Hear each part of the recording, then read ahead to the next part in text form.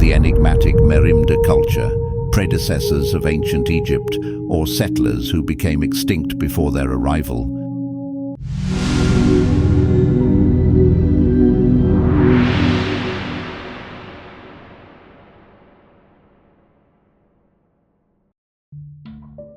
Although we are accustomed to reading about Egyptian kings and great pharaohs and gigantic monuments such as the pyramids and mastabas, Egyptian civilization did not emerge from nothing but developed from prehistoric cultures around the Nile Delta.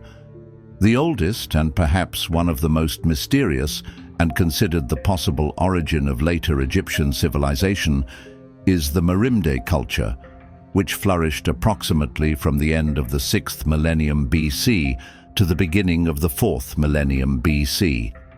Its name comes from the archaeological site of Merimde, located near the village of Beni Salame, about 45 kilometers northwest of present-day Cairo, discovered by archaeologist Hermann Juncker in 1928. Juncker excavated the site until 1939. However, the results were never published, as all documentation was lost during World War II. The first systematic studies were not obtained until excavations by the German Archaeological Institute between 1977 and 1982.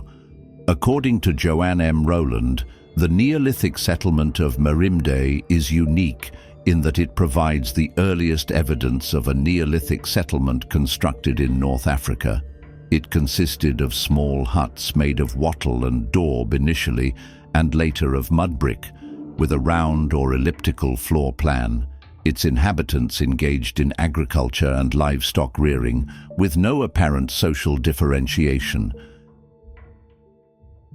They stored grain in large vessels 2.4 meters in diameter, buried in the ground and distributed throughout the village, and supplemented their diet with hunting and fishing. From the beginning, cattle were predominant, and their numbers increased over time. Fishing became a crucial activity, with evidence of hunting hippopotamuses, crocodiles and turtles, and consuming river mollusks.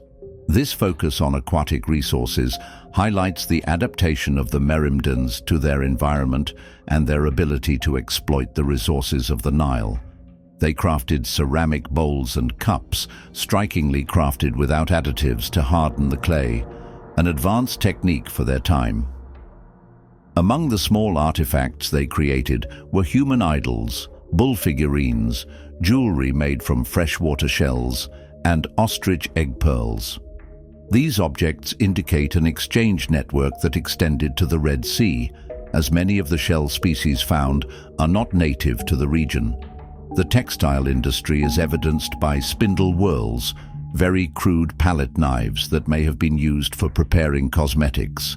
Body ornaments included ivory bangles, bone rings, boar tusks, and cylindrical or disc-shaped bone and shell beads. Miniature axes or adzes were used as amulets, pierced as pendants, through which a cord was inserted. Although no remains of linen or textiles have been found, we can be certain that they were familiar with weaving, since a terracotta spindle has been found. Characteristic of Merimde culture art are terracotta figurines, such as the well-known idol head dating from the 4th millennium BC, which is the earliest human representation found in Egypt.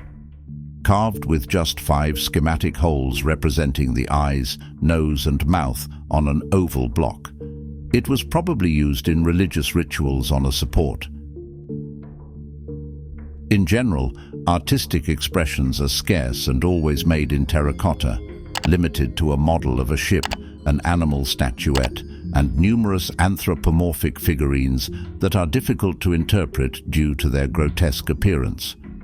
Without a doubt, the most representative artistic object of the Merimde culture is a 12-centimeter oval head with 2 holes for the eyes, a flat nose, and a small open mouth, representing the first schematic representation of a face. The numerous holes scattered throughout the skull suggest the presence of hair, and the chin indicates the presence of a beard. One of the most intriguing findings of the Merimde culture is the lack of cemeteries. Instead, the dead were buried in front of their former houses, in oval pits, in the fetal position facing the entrance, without any grave goods or offerings. Children, probably not yet considered full members of the community, were simply thrown into the settlement's waste pits. Most of the skeletons buried in this manner and found during excavations were dolichocephalic, meaning their skulls were longer than normal in relation to their width, a characteristic common in Egypt's pre-dynastic cultures.